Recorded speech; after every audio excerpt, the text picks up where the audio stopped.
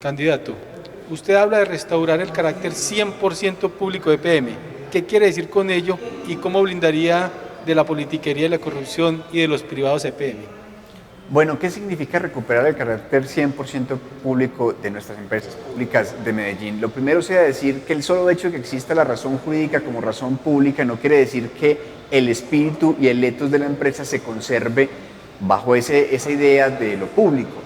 ¿Por qué lo digo? Porque buena parte del quehacer de nuestra empresa desde esta dinámica de administración corporativista que se ha manejado en los últimos años, incluso algunas de las décadas, ha hecho que nuestra empresa, en el marco de entenderse como una empresa que compite en el sector privado, olvide parte de su esencia, de su labor. Pongo un ejemplo, en la ciudad de Medellín es inconcebible que todavía tengamos familias desconectadas del agua potable y desconectadas del alcantarillado, desconectadas del acueducto y del alcantarillado.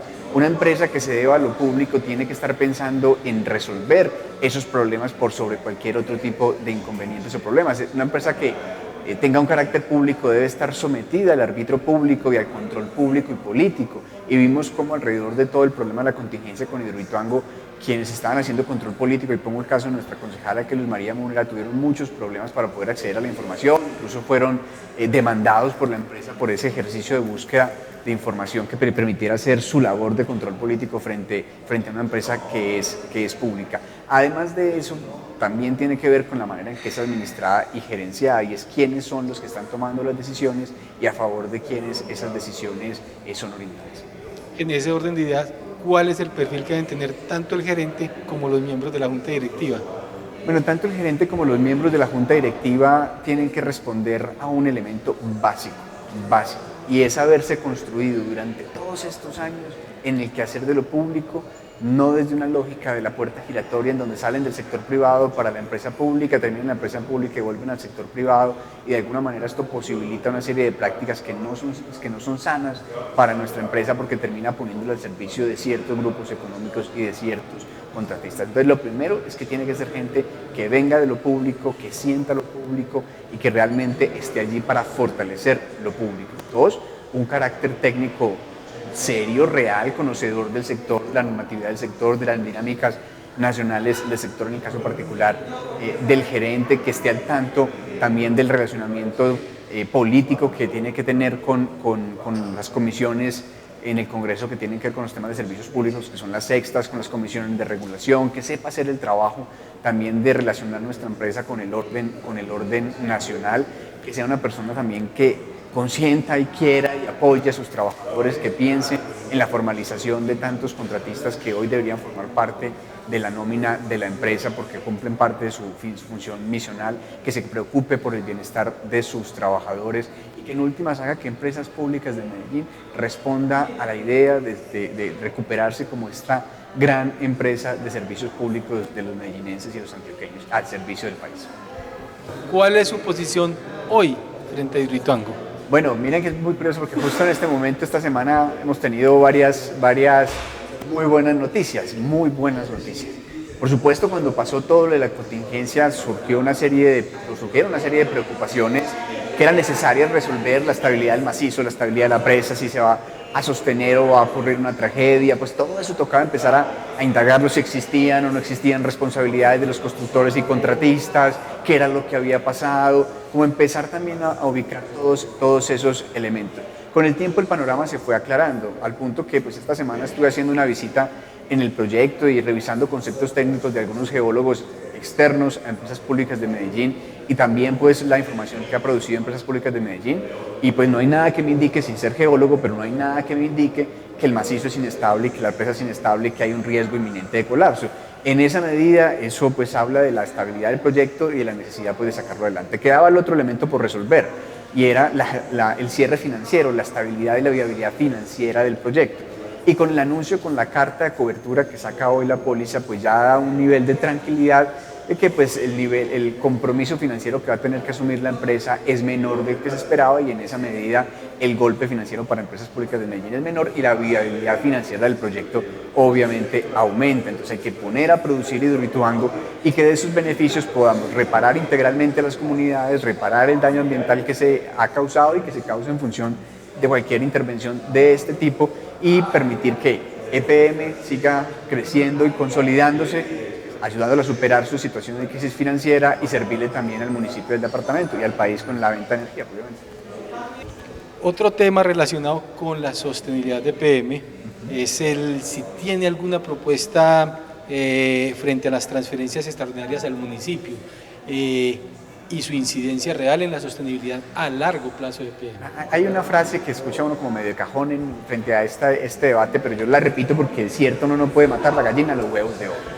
EPM tiene una situación financiera hoy que no es la mejor, pues a pesar de que la presentan muy positiva, el nivel de endeudamiento es bastante elevado y pues se está comprometiendo la estabilidad futura de la empresa, se está debilitando la empresa y se está favoreciendo un escenario de privatización completamente indeseable por todas las consecuencias que esto tiene para la alcaldía, para el departamento, para los medellinenses y los antioqueños y por supuesto pues para la posibilidad que tiene la empresa de seguir siendo motor del desarrollo de nuestra región. Entonces es clave pues que estas transferencias tengan una lectura de realidad financiera. Revisando el último debate de control político que realizó nuestra concejala Luz María Múnera, nos dejó ver que hubo empréstitos para poder cumplir con las transferencias al municipio y esto no tiene ninguna razón de ser. Nosotros regresaremos a ese 30% que está establecido porque creemos que es un asunto razonable siempre y cuando pues obviamente las condiciones financieras de la empresa lo permitan, pero no la seguiremos ahogando tomando el 50%, además porque se necesita que la empresa tenga esos recursos para realizar otras inversiones de otro tipo que también son importantes para el desarrollo de la ciudad y del departamento. ¿Tiene alguna posición o propuesta frente al tema de las tarifas de servicios públicos de PM? Miren, hay unos límites. Lo primero que decir es que yo no estoy con la propuesta demagógica de Daniel Quintero que dice que va a congelar la factura de servicios públicos. Primero porque hay unas limitaciones de competencia, la CREC fija el piso y el techo, asimismo pues la fórmula también, y pues no tiene ese margen de maniobra para decir que la va a congelar. Pero supongamos que lo puede hacer moviéndose en ese margen entre el piso y el techo que permite la CREC. Eso compromete la estabilidad financiera de la empresa. La ahoga y a la final lo que termina ocurriendo, y eso trata de explicarle mucho a los ciudadanos, porque eso de primera suena muy bacano, como va a pagar menos servicios, pero al final eso termina siendo muy perjudicial, porque si la empresa se debilita financieramente se abre la puerta para la privatización. Y cuando se privatiza una empresa de estas características, el fin de un agente privado es el lucro económico. Entonces se va a pegar del techo de las tarifas y va a mantener el techo de las tarifas para todo y va a hacer todo lo posible por maximizar sus ganancias y eso al final repercute negativamente sobre los usuarios. Y además de eso, pues la empresa que hace una serie de transferencias en virtud de su carácter público, pues dejaría de hacerlas y se afecta la inversión social. Y además, supongamos que no llegue un escenario de privatización, puede comprometer tanto las finanzas que en un momento dado sea necesario tomar decisiones, bien sea para que el municipio la rescate, entonces hay que sacar plata del municipio que es la plata de todos, o hay que, si se debilita mucho hacia adelante, pensar en subir las tarifas. Entonces a la final termina siendo una situación muy problemática. Entonces eso es lo primero. Lo segundo es que yo rechazo el anuncio que hizo hoy el gobierno nacional de aumentar 4 pesos el valor del kilovatio para los estratos 4, 5 y 6, y no porque no diga, no, pero es que de los 4 y 5 y 6, primero porque estratificación es una mala forma de ubicar a la gente, pues ya eso está más que demostrado en Colombia, que en los estratos bajos hay gente que tiene ingresos altos y en los estratos altos hay gente que tiene ingresos bajos, entonces eso tiene una serie de dificultades, pero además de eso es porque es para responder por eso que nosotros queremos evitar que pase en nuestra ciudad, que es un ejercicio de privatización de lo público, privatización de servicios tan básicos y esenciales para la vida como son los servicios públicos domiciliarios, como es el caso de lo que pasó con Electricaribe. En parte aquí lo que estamos pagando es el hambre voraz de una multinacional, en este caso Fenosa, que tenía pues la operación de la electricidad en la costa. Entonces todos los colombianos vamos a pagarle el descalabro económico que significó ese modelo de privatización. En su plan de gobierno y en distintos espacios, usted habla de la inversión en la generación de fuentes de energía renovables. ¿A qué se refiere con ello? Bueno, es importante entender que Colombia y el mundo está metido en la apuesta de los objetivos del desarrollo sostenible, la Agenda 2030. Y una de estas apuestas es ir transformando la manera en que producimos la energía, o sea, transformar la matriz energética del mundo, disminuir la dependencia de los combustibles fósiles y disminuir la dependencia de otras fuentes, aunque renovables, pues no alternativas. ¿Qué implica esto? Destinar una parte de los recursos de EPM para fortalecer los parques eólicos, los parques solares, para promover la transformación energética del parque automotor de la ciudad. En un tiempo nosotros pudimos ver pues cómo EPM ayudó también a la penetración de los computadores en las casas. Pues sería interesante que EPM también apalancara a formas y que comprometiera sus finanzas, porque es plata que se busca retornar a apalancar la transformación de la movilidad de la ciudad, entre otros detalles. Una pregunta que ustedes han trabajado mucho. ¿Qué propone hacer con UNE, incluyendo lo relacionado con el control de la empresa y el negocio realizado con Huawei? Esto es una historia muy dolorosa, pues, de varios capítulos, y cada capítulo es más doloroso que el anterior, ¿no? Primero, la decisión fue un error garrafal. En estos días yo tenía una conversación con la gente del ecosistema de innovación de la ciudad y que planteaba una propuesta bien interesante, y es una autopista de datos en la ciudad. Entonces, que exista una gran autopista de datos que construya EPM, que los operadores alquilen la autopista de datos, entonces, pero a la final serían las empresas públicas, sería público, pero bueno, si esa es la propuesta ahora, ¿por qué vendimos UNE? Pues porque se hizo esa separación, si estamos tratando de volver a recuperar ese quehacer de lo público en el sector de las TICs. Entonces, lo primero fue la decisión, fue un error. Lo segundo, la venta.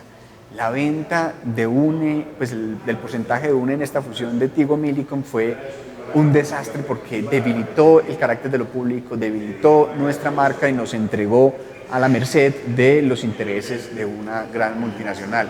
Y el último capítulo, súper doloroso, sí fue la desaparición completa de la marca, que es en últimas un detrimento patrimonial. Aquí toca volver a recuperar a UNE y esto implica un ejercicio de negociación en el que podamos trabajar para tratar de volver a tomar esa empresa que es nuestra y de orientarla desde el quehacer público en un sector clave para la ciudad que se piensa innovadora y para la ciudad que se piensa como sede de la cuarta revolución industrial. Necesitamos nuestra empresa pública de TICs. Finalmente, ¿cómo cuidaría el talento humano de EPM y de UNE? Miren, aquí hay varios pleitos laborales en UNE, pues, que tienen ciertas características, pues que ya las ha denunciado también nuestra concejala en sus debates de control político, y esto pues lo vamos a acompañar desde una serie de exigencias importantes desde la alcaldía como actor pues clave en la garantía primero del derecho al trabajo digno, pero también como parte de la empresa. Esto, pues, lo que hay que tratar de entender primero es que quienes están cumpliendo una labor misional dentro de estas empresas pues tienen que ser vinculados. Es el desarrollo de la política pública de trabajo digno y decente dentro de lo público como primer ejemplo. Entonces hay que hacer un ejercicio de vinculación laboral de quienes están cumpliendo labores misionales, reforzar la estabilidad laboral de quienes hoy se encuentran, seguir promoviendo todas las acciones de bienestar en las que EPM ha sido pionera en la historia pues frente a otras empresas, y volver a entender que esta empresa pública le sirve a los medellinenses y que esta empresa pública que le sirve a los medellinenses la construyeron sus trabajadores y tiene una deuda de gratitud, todos tenemos una deuda de gratitud con los trabajadores de empresas públicas de Medellín, y eso implica un mayor accionar de nuestra empresa en generar mayores condiciones de bienestar para nuestros trabajadores. Muchas gracias. A ustedes muchísimas gracias.